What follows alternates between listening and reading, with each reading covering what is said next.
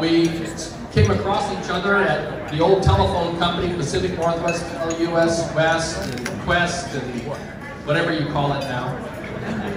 But, you know, Bruce has got an amazing background.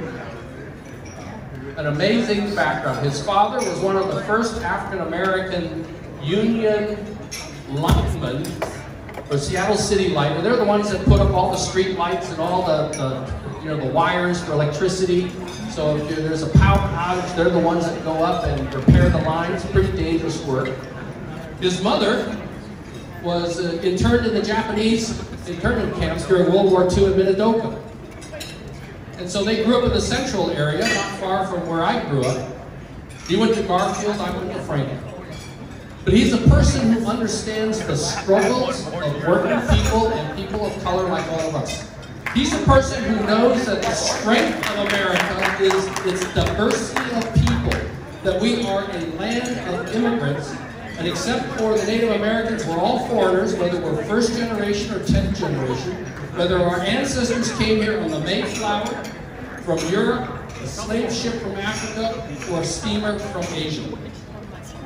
And he has worked his entire life on behalf of the downtrodden, the underprivileged, and people who are out of luck. After he left the telephone company, he started his own law firm and really took on big corporations like Boeing for discrimination against people of color. He then, I have to tell you, he also went to the University of Washington and played football for the Huskies.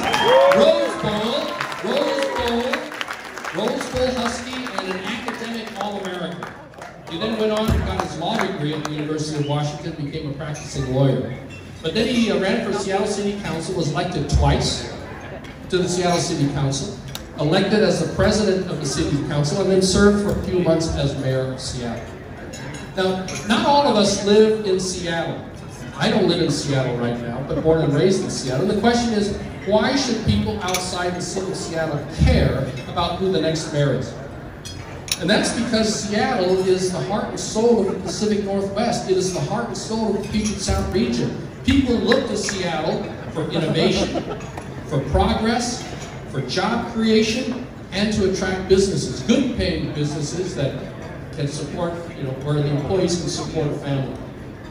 Seattle has a lot of tough challenges right now. Are we going to have companies here that create jobs for our children and our relatives? Will this be a place that you feel safe in walking around, not just downtown, but throughout the neighborhoods? Is this a place that can attract tourists? Because we know that those tourists shop in our establishments, restaurants, stores. They stay in hotels, which creates jobs. They eat in the restaurants, which create jobs. That's money for all of us. So Seattle's at a crossroads right now. We can continue going down the path of destruction and despair, or we can turn it around. And there are no easy answers. And Bruce doesn't pretend to have all the answers. But what's great about Bruce, from all his years in office, is that he brings people together, he listens, and he really tries to do the right thing. Not driven by ideology, not driven by party, but really driven by what is the best thing, what's the right thing for our community. So ladies and gentlemen, if you really care about the future of Seattle, and I know you do, that's why you're here. Later on, we're going to ask you to donate. Many of you have already donated before. But campaigns are expensive. Campaigns are expensive, even if it's on social media, and we need your help. But right now, let's welcome to the stage the next mayor of the city of Seattle, our good friend. I'm going to tell Gary he may have a future in politics. I had an epiphany about this. You may think about running for an office. In all seriousness, I want to do some housekeeping as well. Thank you for that warm introduction, Gary. I asked Gary to introduce a few electeds and a few candidates here, if he could, and just, if you wouldn't mind, Gary, just honor a few of our co-electeds. Great. It's really a pleasure that we have a lot of elected officials here, and some past elected officials. Janet Zhong, who's a Bellevue City Council. All right, stand up. All right. Ready? Janet, you always got to make sure you stand up long so that people can see you, so that when you run for re-election, they know who you are. All right, there we go, Janet. Peter Steinbrook, who's a former Seattle City Council member on the Port Commission. Seattle Port Commission, runs our airport, our docks, our cruise ship, and he's also running for re-election. So keep standing, make sure everybody sees you. Wave, wave, wave, wave, wave, Peter, wave, wave your hand so people can see you. There we go. All right, good. Jack Ng, who's on the Port Commission on Whidbey Island. Jack? There we go. All right. He's here to support Bruce because, again, it doesn't matter if you live in Seattle or outside Seattle. As Seattle goes, the rest of the region goes. Very good. And also Lloyd Hara, who is former Port Commissioner and City of Seattle Treasurer. All right, Lloyd Hara. Lloyd Hara. Thank you very much.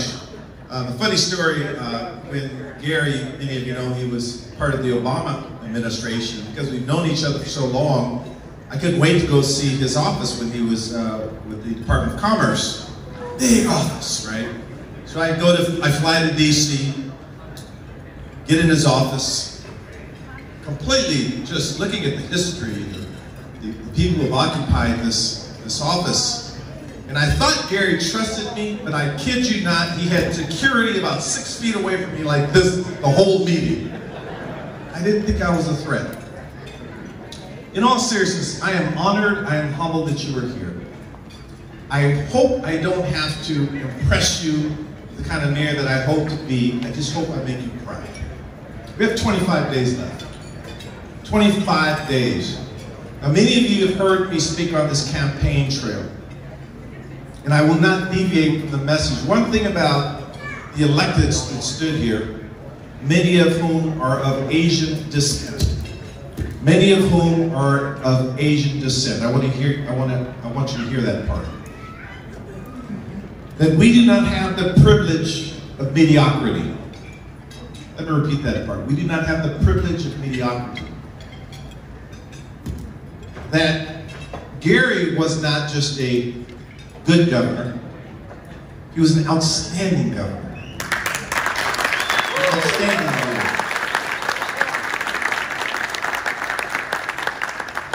And as I approach this race as being mayor, I don't want to just get elected.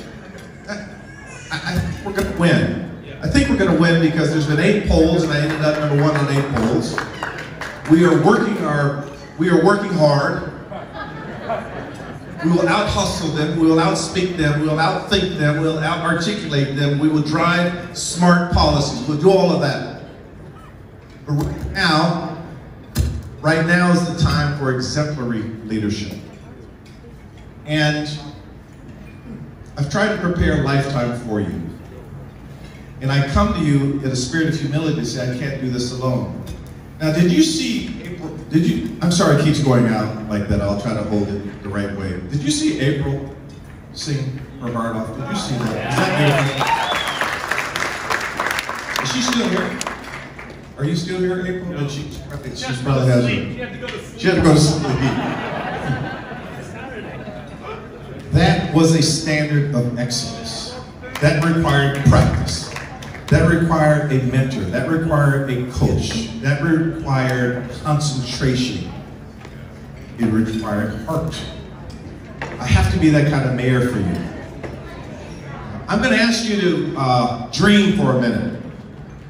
Dream of a Seattle where the Chinatown International District is clean, vibrant,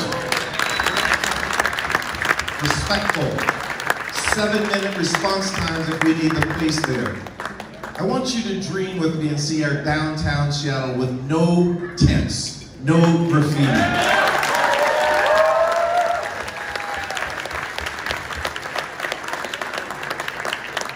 I want you to see that quality in Seattle that drove us here to begin with. We came here for economic opportunity. We came here for safety. We came here for good schools. We came here for better microphones. Thank you. Let me start over. Gary, you should consider politics. You know why I joke around? And as if you haven't surmised, I do not have a canned speech. You all are family. You all are family. I do not have a canned speech. The reason I joke around a lot is because to be motivated by love and joy and happiness, that is sustainable. To walk around with your fist balled up like this, ready to swing, that is not. But make no mistake about this, as Gary said, I was one of the leading linebackers in Husky history. Now, I could take my coat off and I could swing. I'm just a little warm, so I'm going to take my coat off anyway.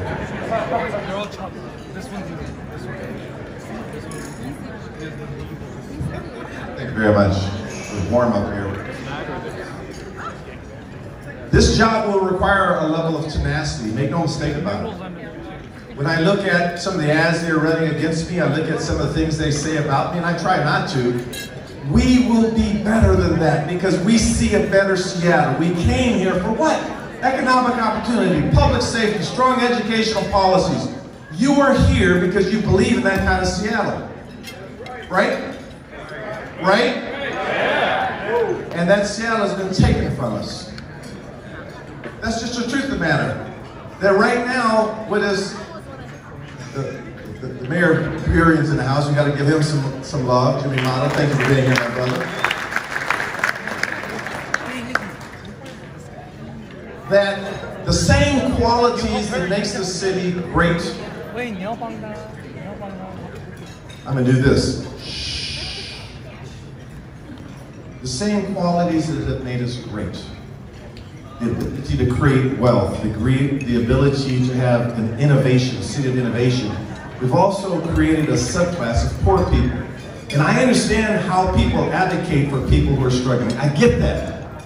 We should be angry when our society lets people down. But that does not mean we should let our liberalism chokehold the city. That what we have to do, we have to make smart investments, but we cannot be afraid to get this city on the right path. And we should not be demonized in the process. When I say I want to move people out of parks and into housing, I don't want to be demonized when I say that. Because it is inhumane to let people live in these tents, in our playgrounds. That is inhumane. Now I'm not going to speak much longer. I will tell you why. Because I know you already get this. You get it. So, one thing I do not do well, I'm going to be very candid with you. One thing I do very poorly. One thing I do inadequately.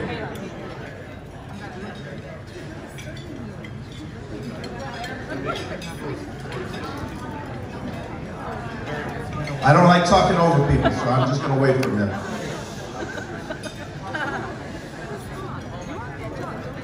One thing I do poorly is beg people for help. I don't do a good job of that. I try to always deal with people from a position of strength. So I'm asking you to invest in a better Seattle. Invest in me. I tell our 3 kids, we have 3 children, and I want to stand up my wife for 30 years. This is Joanne, she looks lovely in this pink.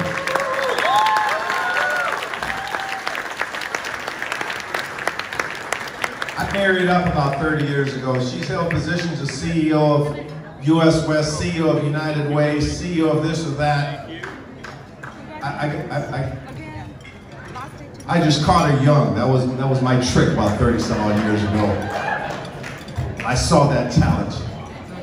What I always tell our 3 children is this. Don't give anyone the power to make a liar out of you. When you look in the mirror, you see a person of high integrity, high self-esteem. I want you to see that person and act in line with that belief. So I'm telling you this right now. I will be the mayor to have effective police departments, 7-minute response times. I will make you safe. I will be that mayor. I will be the mayor that would not drive businesses to I don't want to say to Bellevue because some of you live in Bellevue. I will not be the businesses the person to drive businesses out of the city. I will have an environment that is conducive for jobs and economic development. I will attack hate in our city. I'll make sure that our race and social justice work is recognized in this country for making sure everyone has an opportunity to succeed. And while our police will engage in 7-minute response times, we will eradicate racism. Understand that. Understand that. We will change the culture. We will actually create a new kind of police officer, one that comes from your communities to keep you safe. So when I say dream of a better Chinatown International District, we'll do more than dream, we'll put it into action. Yeah! So I say this with a great deal of confidence. You have honored me by being here. I am humbled by this. My mother and father met when they were 14. They got married when they were 18. They were married their entire life, and they both died shortly within a proximity of each other through natural causes. And I have friends like my good friend Tomio, who was good friends with my mother and father, and I will tell you that their tenacity, their fight, their heart lives with me right here. So I will be that mayor that fights for you. And so when we have a celebration dinner, I'll crack some jokes, we'll have some fun, we'll have a few toasts, and we will say, yeah, we dreamt together, now the Seattle has become a reality, the Seattle that we want, the Seattle that we all love. And I thank you for your support, thank you very much for being here.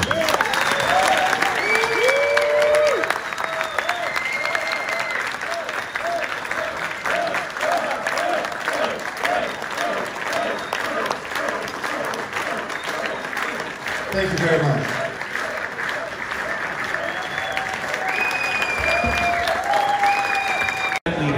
So you already heard tonight all the great reasons why Bruce is the most qualified and best candidate for the job. I trust him. I know he has the experience, backbone, and collaborative nature to clean our city and make it safe again. Okay? So this race is extremely important, and that's why Governor Locke is here. I'm going to give Governor Locke the microphone. Thanks a lot, James. So, has everybody gotten some envelopes at your table? Anybody gotten envelopes? Who's missing envelopes at your table? Come on, let's pass them out. Come on, let's get them out there. Yeah. Every table should have some envelopes.